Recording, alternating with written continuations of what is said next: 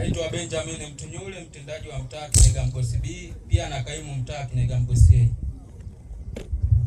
Naitwa Dorothy Mchangi, mtendaji wa mtaa Ngelele. Naitwa Mela Bichilongola, mtendaji wa mtaa Ipogoro D. Naitwa Lameki Mlai, mtendaji wa mtaa wa Ipogoro A pia na... Karibuni sana. Habari. Shikamoni.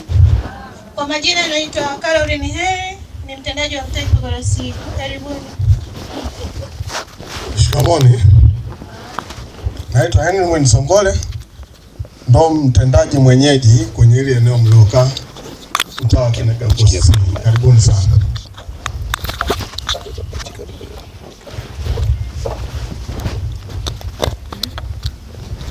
Asante, naomba turejee kwenye nafasi zetu.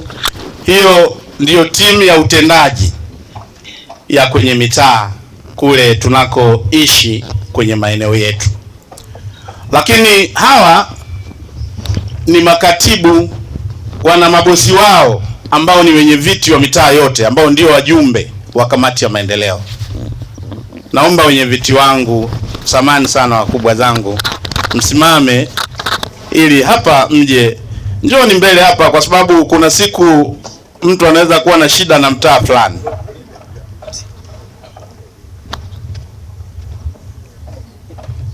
Samani sana, kuwasimamisha wakubwa hivi waje mbele sio nidhamu wakati fulani. Naitwa John Msiru, mtendaji mwenyekiti wa Ipogoro C. Kamwene. Mimi naitwa Yakub Mohamed, mtendaji wa Buguruni. Kamwene. Kwa jina naitwa Tatu Msenda, mtendaji mwenyekiti wa Kinega Mkosi A.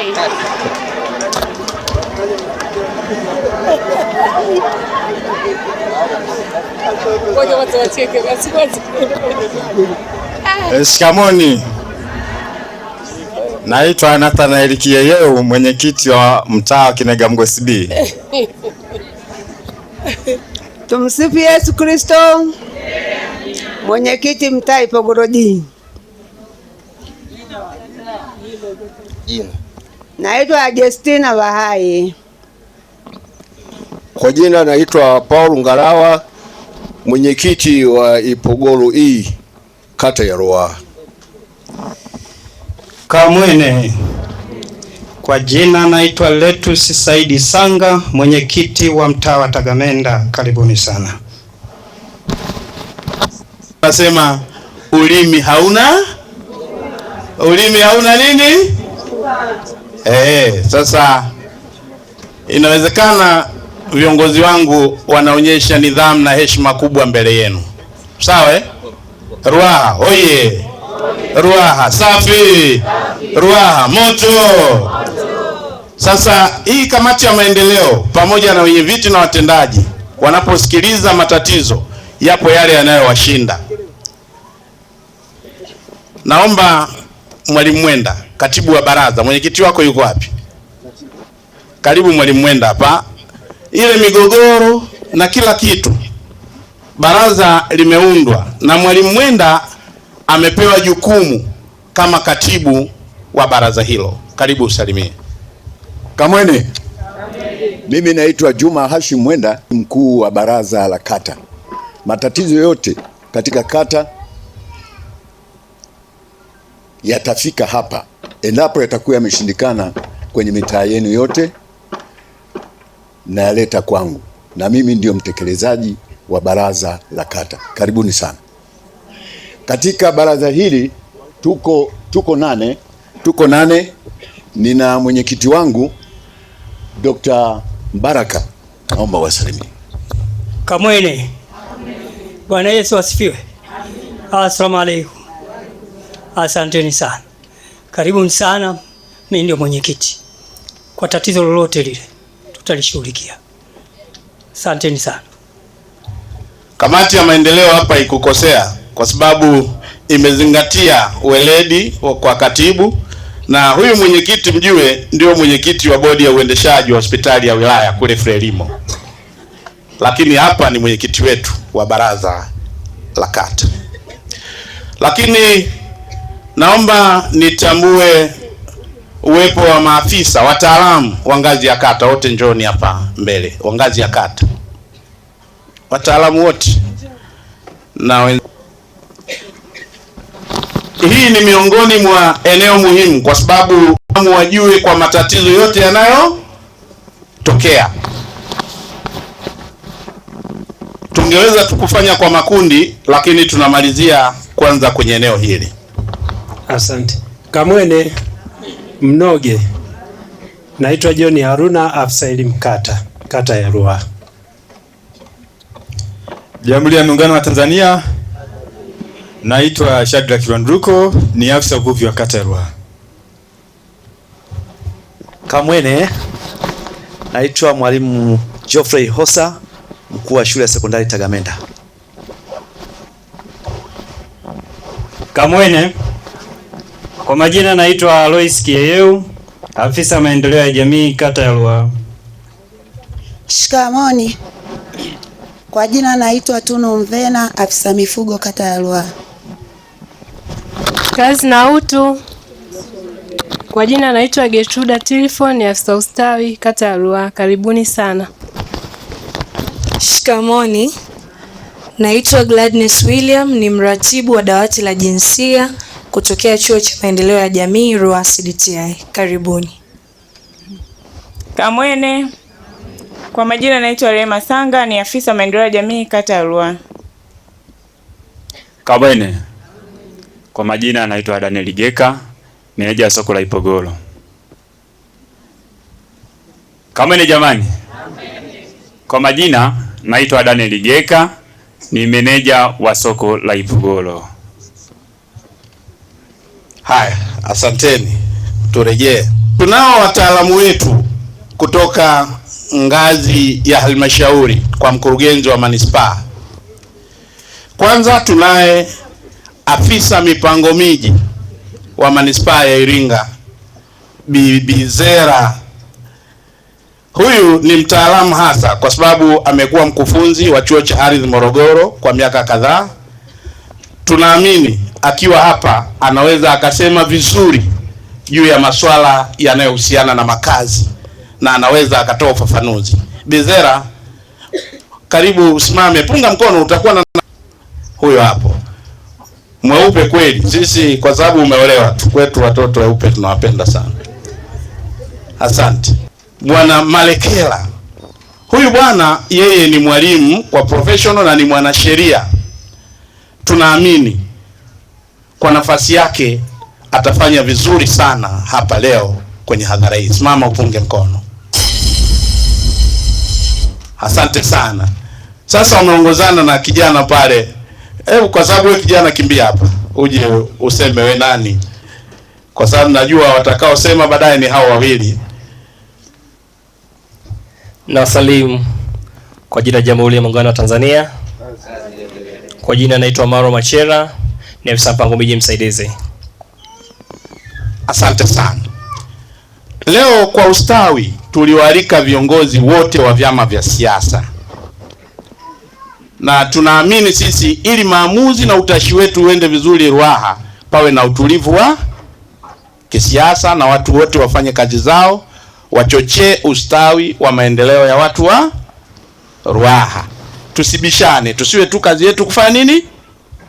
Kubishana. Tunataka maendeleo, wananchi wanataka maendeleo.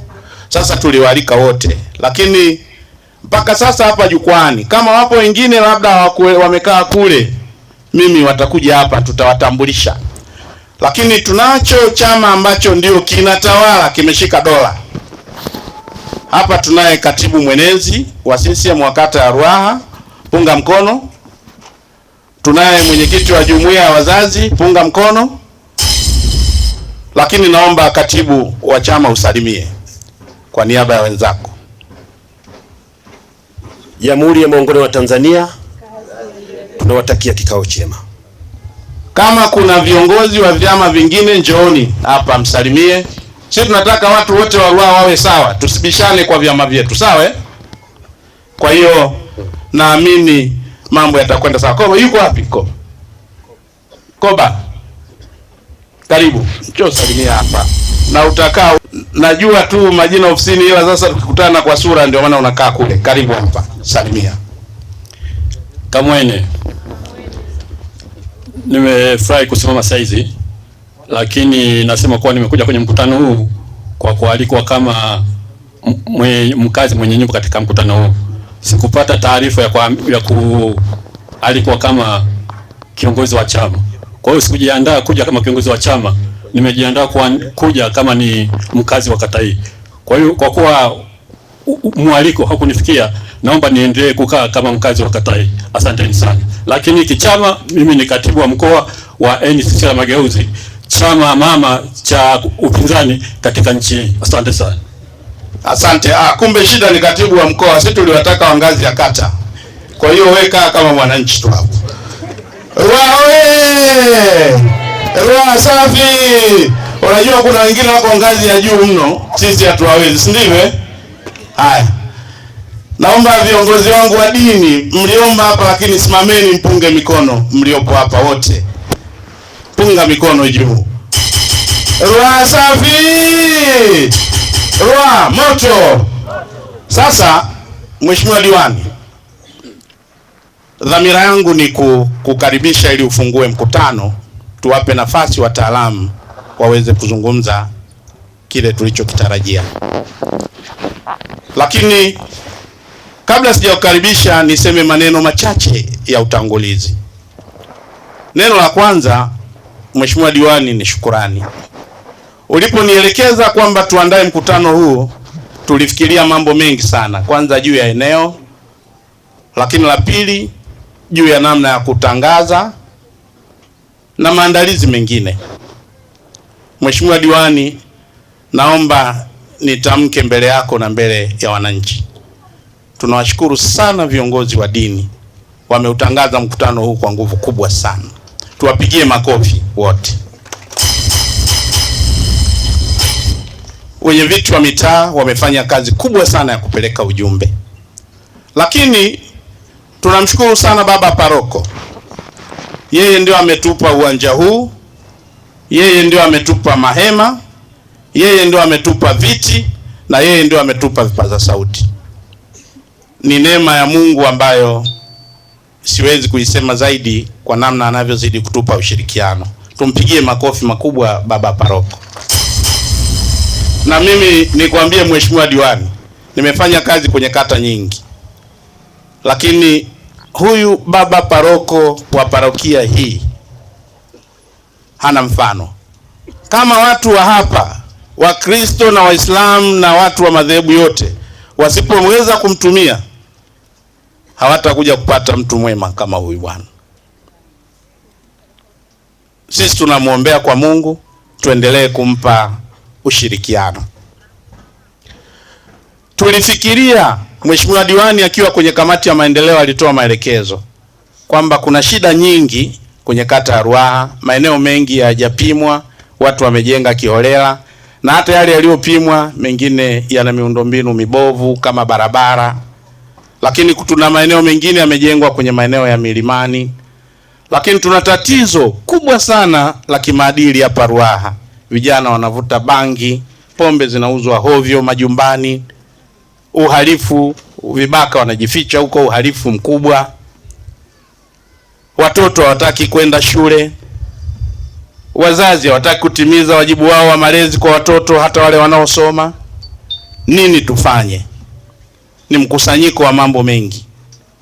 Kamati ya maendeleo ikasema hivi, pamoja na uongozi wa mitaa, kila nyumba ina kiongozi wa nyumba ambaye ni mmiliki wa nyumba. Hebu tuwaite tuje tuzungumze nao. Sasa yale ambayo yatazungumzwa yatawasilishwa na wataalamu mbalimbali. Naomba Mheshimiwa Diwani, nikukaribishe ili utufungulie mkutano wetu tuweze kuendelea na ajenda zilizopangwa. Karibu sana Comrade Musa Salumbungu ili ufungue mkutano. Tanzania,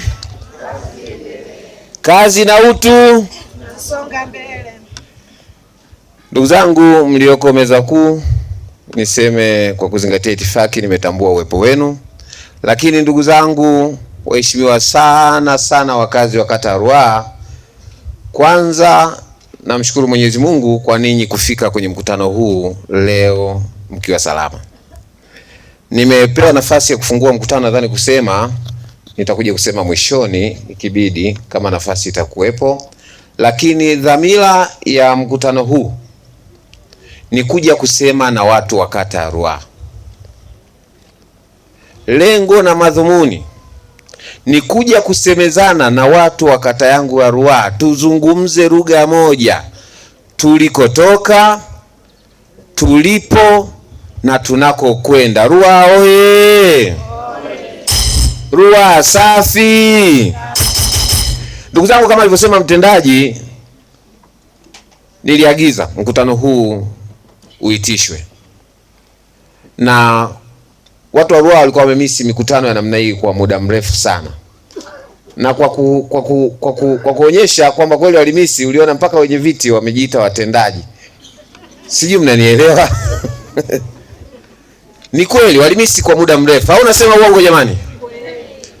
Mmesikia raha sio raha? Jamani, raha sio raha? Ambao walimisi mikutano ya namna hii, mikono juu. Haya, niko mbele yenu. Salamu kutoka kwa Rais wetu wa Jamhuri ya Muungano wa Tanzania, mama yetu Daktari Samia Suluhu Hassan. Anafahamu kwamba leo tuna mkutano kata ya Ruaha, ndio maana mmeona kuna media hapa. Anawasalimu sana. Salamu mmezipokea? Vigelegele basi kwake Daktari Samia Suluhu Hassan. Lakini salamu za pili ni kutoka kwa mbunge wetu wa jimbo la Iringa mjini, ndugu yetu Fadhili Fabian Ngajilo. Alitamani sana na yeye leo awepo kwenye mkutano huu. Wakati tunamweleza kwamba tunatarajia kuwa na mkutano mkubwa wa wakazi wa kata ya Ruaha, kwa maana ya wamiliki wa nyumba na makazi wa kata ya Ruaha, akasema Mungu akijalia natamani nifike na mimi ni wasalimu watu wangu wa kata ya Ruaha. Kwa bahati mbaya amepata majukumu mengine na ni muhimu kwa jimbo letu, kwa hivyo ameelekea huko, lakini amesema niwafikishie salamu kwamba anawapenda sana. Mmezipokea salamu za mbunge wetu Fadhili Ngajilo? Wangapi wanampenda Fadhili Ngajilo? Mikono juu. Vigelegele basi kwake. Kaniagiza niwasalimie, lakini atafuatilia mkutano wetu kwa karibu sana kwa kadri muda utakavyomruhusu, na amesema yuko pamoja na sisi kwa kila kitu. Baada ya kusema haya, ndugu zangu, mimi kama kijana wenu, diwani wenu wa kata ya Ruaha, niliona leo tupate nafasi ya kusemezana, kujadili mustakabali wa maisha yetu kwenye kata yetu ya Ruaha. Kama ilivyotangulia kusema mtendaji wangu wa kata, yako mambo mengi ya kujadili, lakini pia yako mambo mengi ya kushauriwa. Ndio maana kuna timu ya wataalamu, ametaja wataalamu waliokuja kutupa elimu leo. Dada yangu Zera alikusimamisha, lakini na mimi ni fahari kidogo nikikusimamisha. Simama dada Zera. Kwa wale wenye changamoto, nadhani leo tutapata mwarobaini, kwa sababu mabingwa hawa wapo, watatuelimisha, watatusomesha, watatushauri, lakini pia yale ambao wanaweza kuyachukua kuyafanyia kazi, basi wako tayari kuyachukua. Ndio maana wana mikoba yao kwa ajili ya shida zetu. Karibu sana Dazera, Ruaha inakupenda sana. Mwanasheria nguri Marekela, simama upunge mkono. Amepunga miwili kwa furaha kubwa. Ninaposema ni senior, ni mkongwe kwenye idara hii ya ardhi kwa muda mrefu. Nadhani wananchi wa kata ya Ruaha mnamfahamu. Kweli uongo? Wangapi wanamfahamu? Basi nitumie fursa hii kusema leo mumfahamu rasmi ndugu yangu Marekela, naye atapata nafasi ya kutoa somo kwenye eneo hili leo. Lakini wameongozana na afisa mipango miji, ni kaimwe afisa mipango miji, kijana machachari kabisa, alafu alikuwa amenitumia message hapa hajaoa. Kwa hiyo karibu sana wewe kwenye kata yetu ya Ruaha, kwa sababu ziko pisi za kutosha. Karibu sana. Sasa baada ya kusema haya, ndugu zangu, niseme mkutano huu umefunguliwa kwa sababu kwa maslahi ya muda tuweze kuendelea na ratiba, na Mwenyezi Mungu atujalie afya njema ya kusikiliza kitu gani tumekuja kusikiliza siku ya leo. Mungu awabariki sana, na wapenda sana watu wa Ruaha. Asanteni sana. Sana Mheshimiwa Diwani kwa maneno yako ya hekima kwenye ufunguzi wa mkutano. Ndugu zangu, ajenda tulizonazo leo ni 3. Ajenda ya kwanza, punguza kidogo sauti, nasikia hiyo chui chui chui. Ajenda ya kwanza itahusu zoezi la kukusanya taarifa za hali ya kiuchumi na kijamii katika kata. Ajenda ya pili itahusu hali ya ulinzi na usalama katika ngazi za nyumba na familia. Na ajenda ya 3 itahusu hali ya mipango miji, miundombinu na umiliki wa ardhi au majengo. Tumezisikia hizo ajenda Bado nirudie. Ajenda ya kwanza inahusu zoezi la kukusanya taarifa za hali ya kiuchumi na kijamii katika kata. Tutafafanua wakati zinawasilishwa. Ajenda ya pili itahusu hali ya ulinzi na usalama katika ngazi za nyumba na kwenye ngazi ya familia. Tumeelewa Ajenda ya 3 itahusu hali ya mipango miji, miundombinu na umiliki wa ardhi na majengo. Tumeelewa Sasa kwa sababu mimi ni katibu na mwenyekiti amefungua, manake ametupa idhini tuendelee, naomba kila mmoja atasikiliza na baadaye kama kuna swali au maoni tutapokea. Lakini naomba mimi nianze na zoezi la kusanya taarifa za hali ya kiuchumi na kijamii. Kwanza, maana yake ni nini? Wakati wote viongozi na vyombo mbalimbali na taasisi mbalimbali zimekuwa zikifanya kazi ya kushughulikia kero na matatizo ya wananchi, kujenga miundombinu mbalimbali, kutoa elimu, lakini pisa hatufanyi tukiwa tunaelewa shida mtaa wa Tagamenda ni nini, Kinagamgosi A ni nini, Ngeleli wana shida gani. Sisi tunajumuisha. Diwani alielekeza kwamba anataka kujua hali ya sasa ya kata ya Ruaha ikoje, matatizo yepi makubwa yanayowakabili wananchi, ili tunaposhughulikia tushughulikie kwa usahihi. Kwa sababu kazi hii inahitaji utafiti wa kisayansi, tuliwaomba wenzetu wataalamu wa Chuo cha Maendeleo ya Jamii ambao wamebobea katika masuala ya utafiti watusaidie kukusanya takwimu zinazohusu maisha ya watu na matatizo yanayowakabili kule kwenye ngazi za familia. Na hii ndiyo maana ya kuleta ajenda hii. Madhumuni yetu katika kata ni kupata taarifa sahihi juu ya maisha ya watu. Kama umaskini ni mkubwa, je, shida ni nini? Ni mitaji? Ni utashi? Mbona wengine tukiwapa mikopo, hata wakikopa kwenye taasisi nyingine, wanatoroka, wanaziacha familia? Sasa shida ni nini? Tukasema utafiti wa kisayansi ufanyike kwenye maeneo mbalimbali. Kwa hiyo tutakuwa na faida muhimu, tutakuwa na nyenzo. Takwimu hizo ndio zitakazotusaidia kupanga mipango mbalimbali ya maendeleo, mipango ya elimu, afya, maji, barabara na mipango ya kila aina ya mapambano dhidi ya umaskini. Jambo la pili, tuna utaratibu utakaofuatwa. Utaratibu huu utakuwa ni wa kwenda nyumba kwa nyumba kwa ajili ya kujua na tutakuwa na dodoso. Utaulizwa maswali ya kawaida na watu waliofundishwa, wenye maadili, ambao nia watakuwa wanataka kutengeneza kitu ambacho kitatupa taarifa sahihi juu ya hali ya kata ya Ruaha. Sasa maeneo yanayohitaji ushirikiano kutoka kwenu, kwa nini tumewahusisha? Ninyi ndio wamiliki wa nyumba, mna wapangaji, mna kaya mbalimbali, mna kaya zenu. Nia yetu ni kuwaomba mkatoe taarifa kwenye nyumba zenu kwamba zoezi hili ni jema, tutoe ushirikiano, kwa sababu nia yetu ni njema. Chombo tunachotaka kukitengeneza, taarifa tunazotaka kuzikusanya ni kwa manufaa na maisha yetu.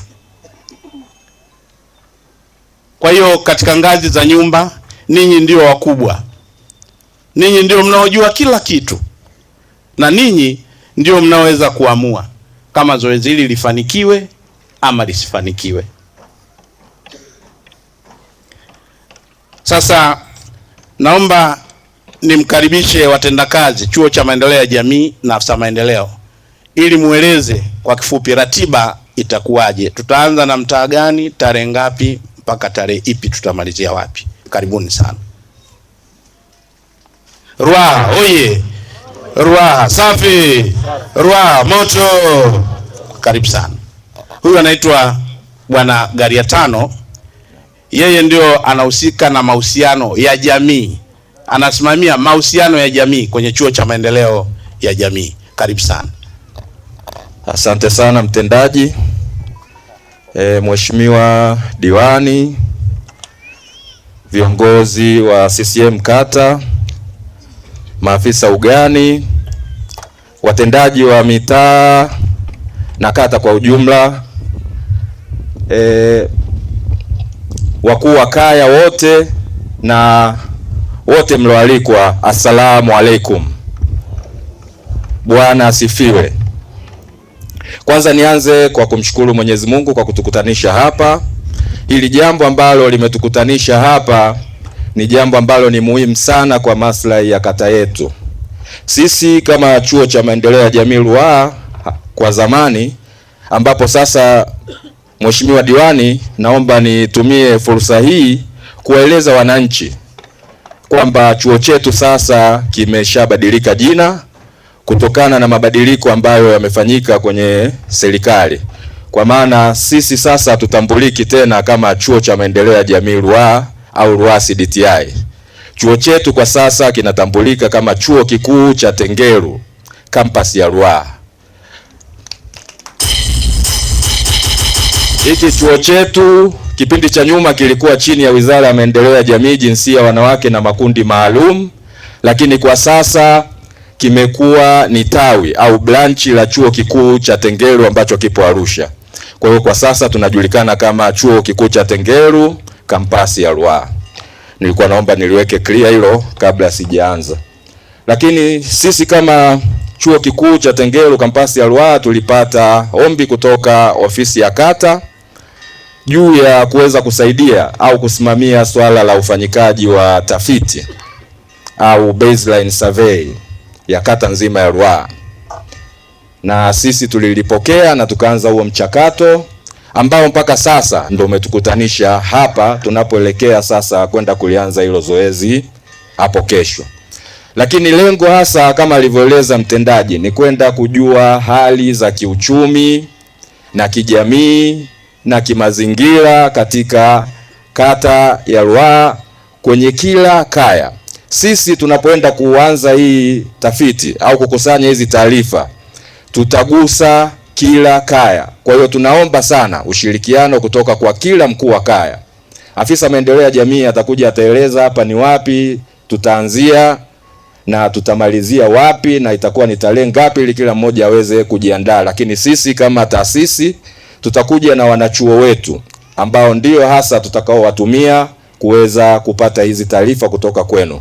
Kwa hiyo nipo hapa kuwaomba ushirikiano hasa kwa wale vijana wetu ambao watakuwa wanakuja kwenye nyumba zenu ili kuweza kupata taarifa hizo za hali ya kiuchumi, kijamii na kimazingira kutoka kwenu ili kuweza kuisaidia sasa kata yetu kuwa na taarifa halisi kabisa zinazohusiana na maeneo hayo ili kuweza sasa kwenda kwenye implementation ambayo itapelekea kuweza kuleta maendeleo kwenye kata yetu. Sisi tuko tayari kama Chuo Kikuu cha Tengeru kampasi ya Ruaha kuweza kutoa ushirikiano wowote ule utakaohitajika kutoka kwenye ofisi ya kata. Kwa hiyo nasi tunaomba ushirikiano kwa kile ambacho tutakuja kukifanya kuanzia siku ya kesho. Wananchi wote hasa wakuu wa kaya, tunaombeni sana ushirikiano, tunaomba muwapokee vijana wetu na sisi tutakuwa nao kuweza kuhakikisha kwamba kila kitu kinaenda kama kilivyokusudiwa. Asanteni sana, asanteni sana. Diwani na meza kuu pamoja na wamiliki wa nyumba, habari za muda tena. Nipo mbele yenu Mheshimiwa Diwani kwa ajili ya kutoa ratiba na mtiririko wa tukio ambalo tutaenda kulianza kesho kama ambavyo mkufunzi kutoka Chuo cha Tengeru kampasi ya Ruaha alivyoelezea. Tutaanza zoezi hili kesho tarehe 29 mwezi wa 7 mtaa wa Chuo. Kesho kutwa tarehe 30 mwezi wa 7 tutaenda mtaa wa Tagamenda kwa siku nzima. Kwa hiyo tutakuwa asubuhi mpaka jioni. Tarehe 31 mwezi wa 7 tutakuwa mtaa wa Buguruni. Tarehe 1 mwezi wa 8 tutakuwa mtaa Ipogoro A. Tarehe 2 mwezi wa 8 tutakuwa Ipogoro B. Tarehe 3 mwezi wa 8 tutakuwa Ipogoro C. Tarehe 4 mwezi wa 8 Ipogoro D. Tarehe 5 Ipogoro E. Tarehe 6 mwezi wa 8 mtaa wa Mwagongo. Tarehe 7 mwezi wa 8 mtaa wa Ngereli. Tarehe 8 mwezi wa 8 mtaa Kinega Mgosi A. Tarehe 9 mwezi wa 8 mtaa Kinega Mgosi B. Na tarehe 10 tutamalizia zoezi hili katika mtaa Kinega Mgosi C. Asante, naomba kuwasilisha. Muhimu tujue kwamba kesho tarehe ngapi? 29 ni chuo, tarehe 30 Tagamenda. Na viongozi wa mitaa, watendaji na wenye viti, itatakiwa kwenye mitaa ile inayoendelea, kwa sababu watu sio rahisi kukumbuka kila kitu, twende tupeleke taarifa zile za msisitizo, hata kwenda kubandika kwenye milango yao, wajue tarehe ipi watakuwa na wageni. Tumekubaliana Tunakubaliana jamani? Ajenda hiyo imepita Kama maswali baadaye tutaruhusu. Sasa kwa sababu ajenda imepita, tupige makofi kidogo. Kwa. Tunapiga makofi ya kuimba. DJ tulia kwanza. Kwa. Piga makofi, nataka tuimbe kidogo. Sapula maduru na mapilipili. Sapula maduru na mapilipili.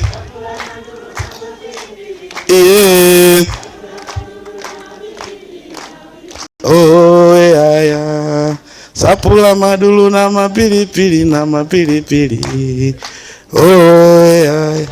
Ruaha oye. Chini tuendelee kwanza kula mchuzi juu. Mheshimiwa Diwani, ajenda hiyo ni ya kwanza. Tunajua mwishoni watu watauliza maswali ya uelewa kwenye maeneo yote. Ajenda ya pili ilihusu hali ya ulinzi na usalama katika ngazi za nyumba na familia. Mheshimiwa Diwani, tunapozungumzia usalama kwenye jamii, hatuzungumzii kushika mitutu ya bunduki, kwa sababu kushika mtutu wa bunduki ni hatua ya mwisho. Yapo mambo mbalimbali ambayo tulidhani kama ulivyoelekeza tuwaeleze wamiliki wa nyumba.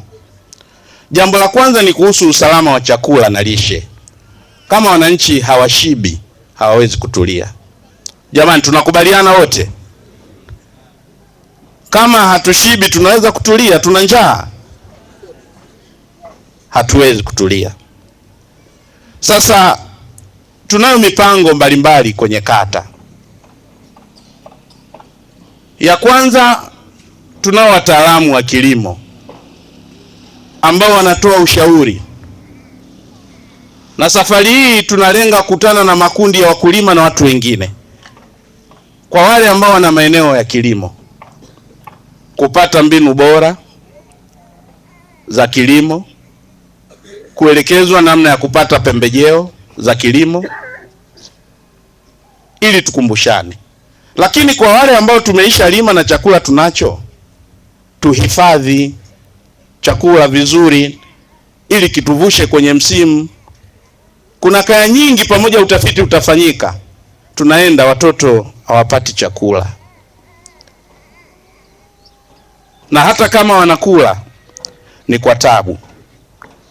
Tunafanya maadhimisho ya lishe ili watu wajifunze namna ya kuandaa chakula, watoto wawe na lishe bora, lakini watu wengi hawahudhurii kwenye yale maadhimisho ya lishe, Mheshimiwa Diwani.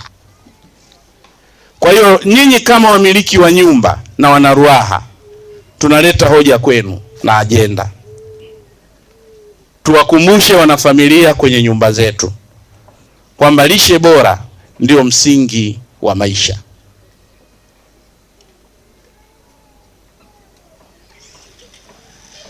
Kilimo, uhifadhi wa chakula, tulime bustani ndogo ndogo majumbani, ziko bustani viroba, tufuge.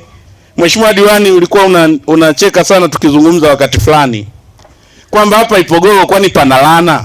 Mbona hatukutani hata na njiwa, sungura wanacheza cheza na nini?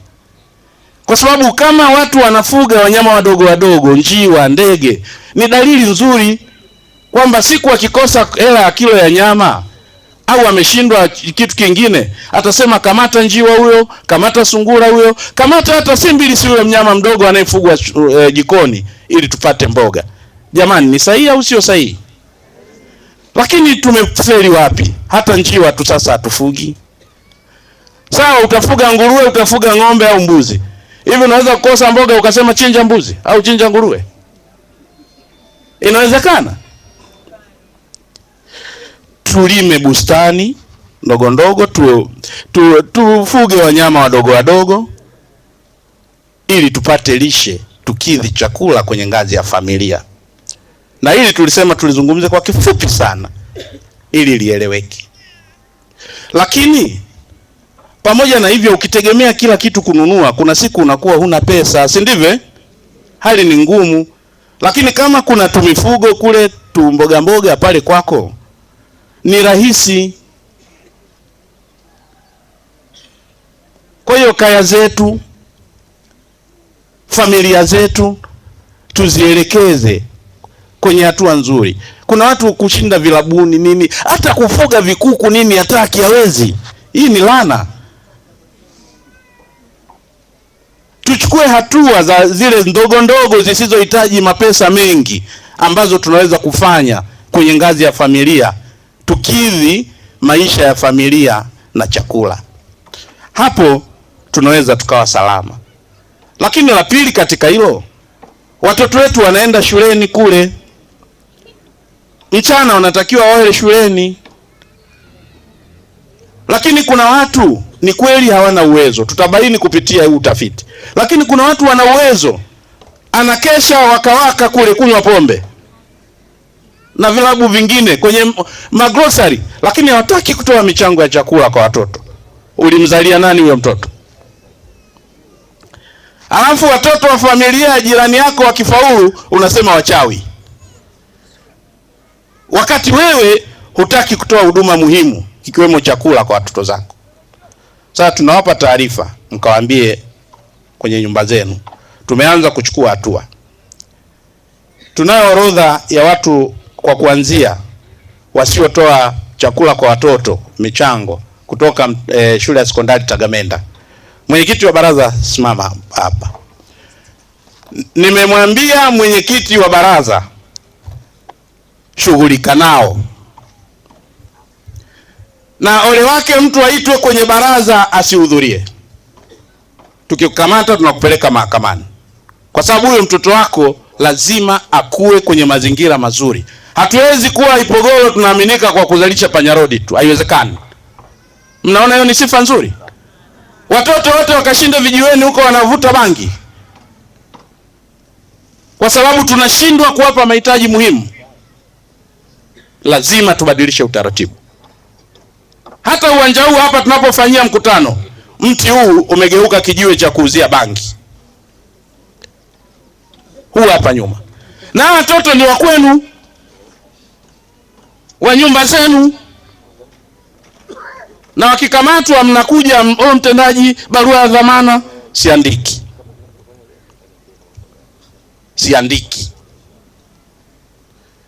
Na vijiwe vyote vya bodaboda vya watoto zenu ambao wanavuta bangi hadharani na nini, tumekwisha pitisha azimio, tutavifuta.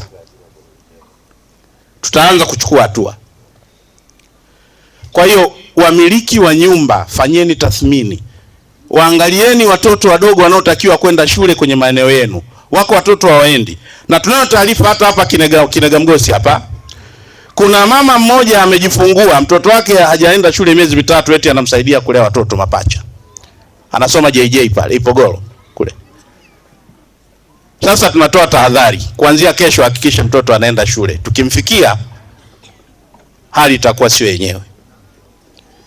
Tubadilishe kizazi. Kwa hiyo mwenyekiti wa baraza kaa, ila watu watafika kwako. Summons wameshaanza kufika. Asiyetekeleza kazi ya hukumu peleka mahakamani. Wako 668.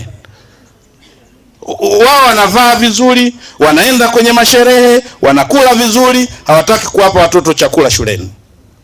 Haiwezekani. Lazima tubadilishe utaratibu. Jambo la pili kwenye usalama ngazi za nyumba na familia ni kanuni za afya na usafi.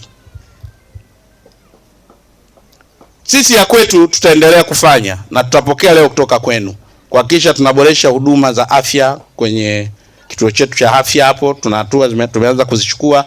Mheshimiwa diwani mwishoni atakuja kueleza. Lakini watu ni wachafu mno. Hata kuoga, mtu mwenyewe usafi binafsi haogi. Unakutana binti mzuri kabisa lakini mchafu, haogi. Kijana mzuri kabisa mchafu, haogi.